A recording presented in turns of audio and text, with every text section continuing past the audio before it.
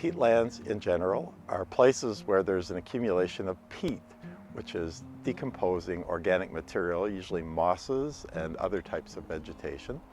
And these accumulations can last for a long time. Usually they occur in a waterlogged environment, such as a bog, which is where we are here.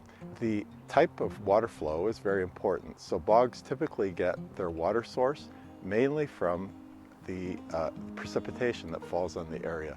In general, there's not much of a flow of nutrients across the bog. Now, bogs typically, for their main substrate, have accumulations of sphagnum moss.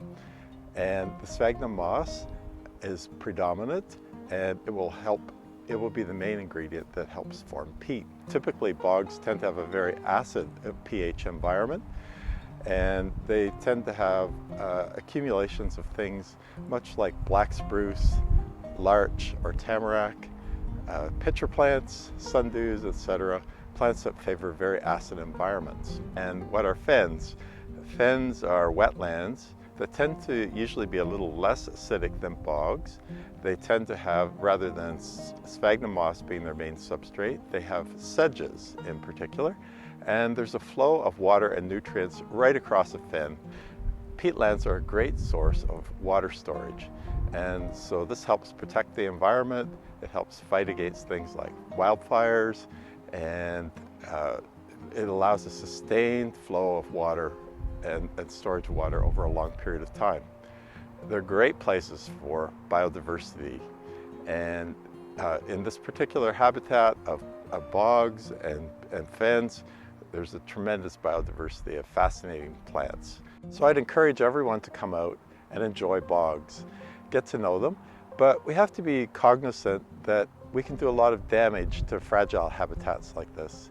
So when we do go, please try to minimize your impact.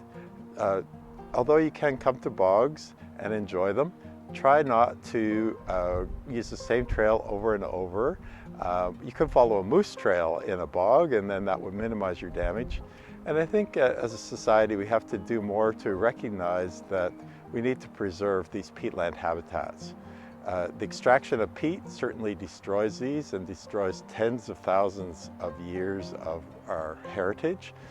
And whenever we construct roads or fill in wetlands, we do a great disservice to not only our environment, but also ourselves.